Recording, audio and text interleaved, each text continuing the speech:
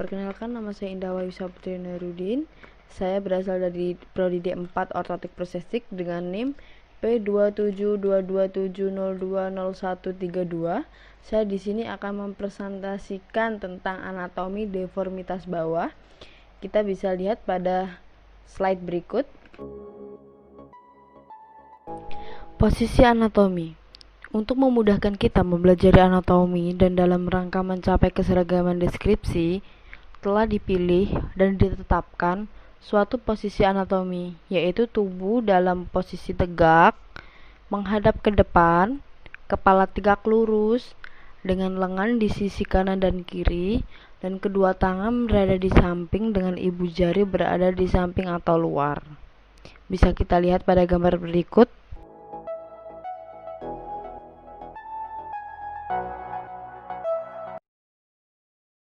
Bidang dan garis anatomi, yaitu untuk memudahkan dalam mendeskripsikan anatomi, maka juga ditetapkan garis-garis dan bidang-bidang khayal atau imajiner, yaitu sebagai berikut. Yang pertama adalah bidang sagital, yaitu bidang vertikal yang searah dengan struktura sagitalis, membagi tubuh menjadi bagian kanan dan kiri, dan bagian medial atau mid sagital, bidang vertikal yang melewati garis tengah tubuh dan membagi tubuh menjadi bagian kiri dan kanan besar.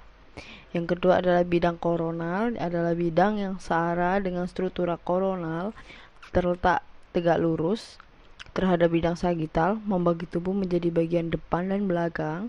Yang ketiga adalah bidang transversal, bidang horizontal yang membagi tubuh menjadi bagian atas dan bawah tegak lurus atau aksis longitudinal. Ada juga aksis utama tubuh, yaitu yang pertama aksis longitudinal atau aksis vertikal, aksis memanjang melalui tubuh melintas dari atas ke bawah atau sebaliknya. Yang kedua adalah aksis transversal atau aksis horizontal, yaitu melintasi dari sisi kiri ke kanan tubuh atau sebaliknya. Yang ketiga adalah aksis sagital, yaitu aksis ventrodorsal, menembus tubuh dari depan ke belakang atau sebaliknya. Kita bisa lihat pada gambar berikut.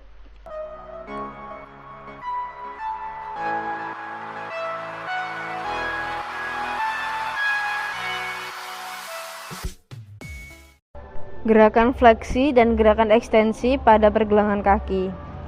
Sendi pergelangan kaki terdiri dari dua tulang panjang, yaitu tulang tibia dan tulang fabula, serta tulang tarsal yang menjadi dasar. Ada 7 tulang tarsal di setiap kaki.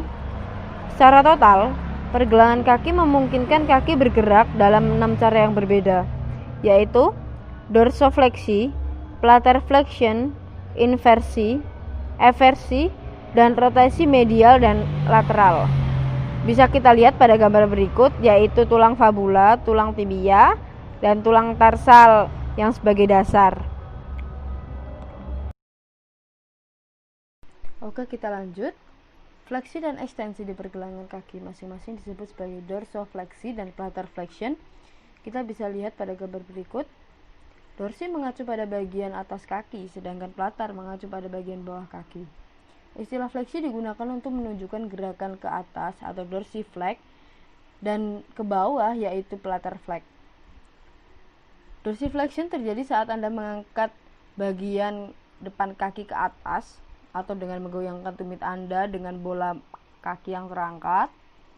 Sedangkan plantar flexion terjadi saat Anda mendorong bagian depan kaki ke bawah, mengangkat tumit dari lantai saat Anda naik dengan bola kaki. Dorsiflexion adalah bagian normal dari posisi jongkok ke bawah menuju tanah, sedangkan plantar flexion adalah bagian normal dari posisi berdiri.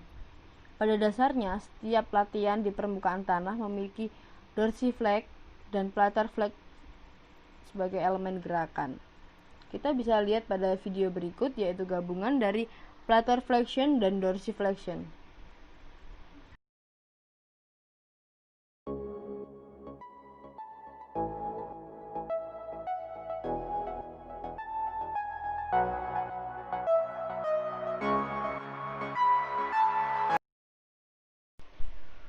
Pergelangan kaki juga memfasilitasi gerakan sisi ke sisi kaki yang dikenal sebagai inversi atau dengan menggulung telapak kaki ke wajah secara medial, dan eversi menggulung telapak kaki ke wajah secara lateral. Seperti yang digambarkan pada gambar berikut. Dalam membandingkan ini dari gerakan ke gerakan pergelangan tangan dan tangan, kita bisa melihat bahwa supinasi dan pondasi adalah gerakan yang analog seperti pada video berikut, yaitu inversion, eversion, dan gabungan inversion dan eversion.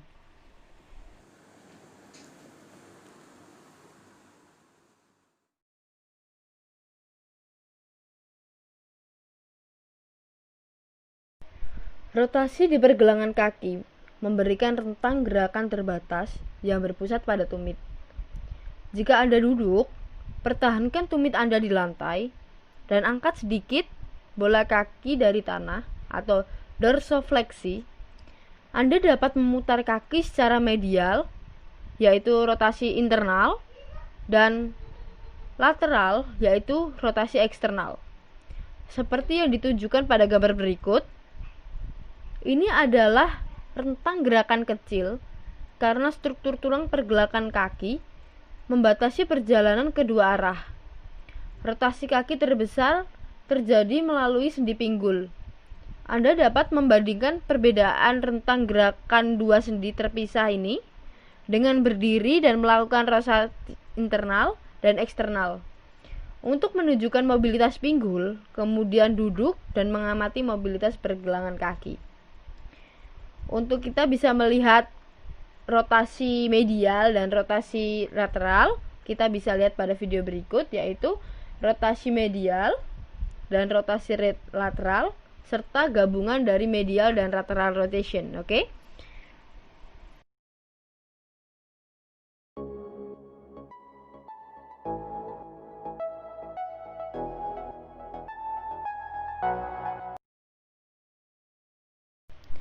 Sendi lutut terdiri dari 4 tulang, yaitu femur, patella, tibia, dan fabula. Kita bisa lihat pada gambar berikut. Mereka bergabung untuk menciptakan salah satu sendi yang paling tidak stabil secara struktural di tubuh. Karena itu, lutut hanya dapat bergerak dengan aman dalam rentang dan pola gerakan yang terbatas, tidak seperti bahu atau pinggul.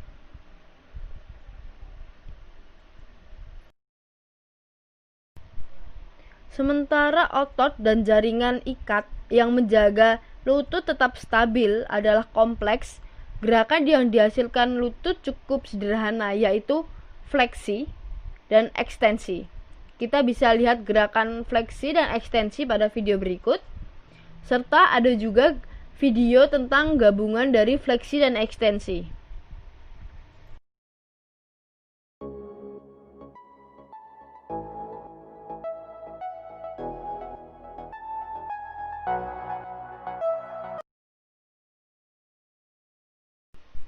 Pinggul adalah sendi paling kuat di tubuh karena ototnya yang berat, arsitektur yang kokoh, dan berbagai macam gerakan.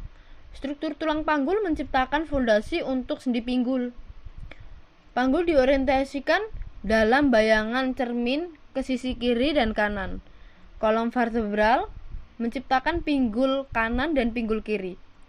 Setiap pinggul mengartikulasi tulang paha, tulang kaki bagian atas, dan panggul. Bisa kita lihat pada gambar berikut.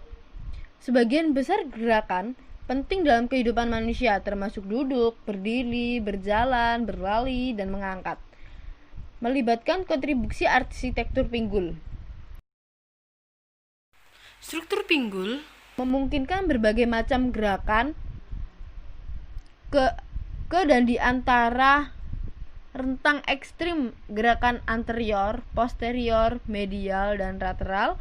Mengangkat kaki ke arah depan disebut fleksi, mendorong kaki ke arah belakang disebut ekstensi, dan kita bisa lihat pada gambar berikut. Cara mudah untuk membedakan antara fleksi dan ekstensi di pinggul adalah dengan memikirkan sebuah buku. Membuka bukunya adalah ekstensi dan menutup bukunya adalah fleksi. Seperti pada gambar dan video berikut, kita bisa lihat.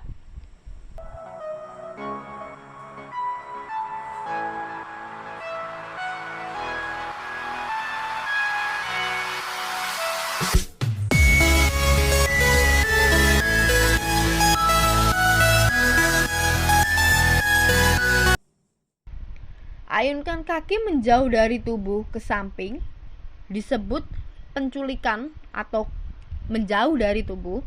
Menarik kaki ke arah atau melintasi tubuh adalah adduksi, yaitu melewati tubuh. Rotasi kepala femur di sendi pinggul memungkinkan kita untuk mengarahkan jari-jari kaki kita adalah titik manapun di sepanjang busur yang dimungkinkan oleh fleksibilitas rotasi pinggul. Kita bisa lihat pada gambar berikut. Kemampuan gerakan ini memungkinkan kita untuk menyesuaikan posisi kita relatif terhadap tubuh dengan menunjukkan ke dalam atau keluar. Menggabungkan fleksi, ekstensi, adduksi, abduksi, dan rotasi menjadi gerakan gabungan disebut sirkumduksi. Kita bisa lihat pada gambar berikut. Circumduction dapat membuat busur gerakan besar atau kecil, gerakan lingkaran besar atau kecil, elips, gerakan besar atau kecil, dan lain-lain. Circumduction memungkinkan kita menggunakan kaki untuk bergerak dan manipulasi tubuh kita atau objek lain ke posisi yang hampir tak terbatas. Kita akan lihat pada video berikut, yaitu dengan kaki mengarah ke belakang, mengarah samping kanan atau ke kiri, ke depan, ataupun melintasi tubuh. Oke, bisa saya ulang lagi, yaitu ke belakang atau back, atau lateral, ke samping, forward, melingkar atau berotasi, medial, ke samping dan melintasi tubuh.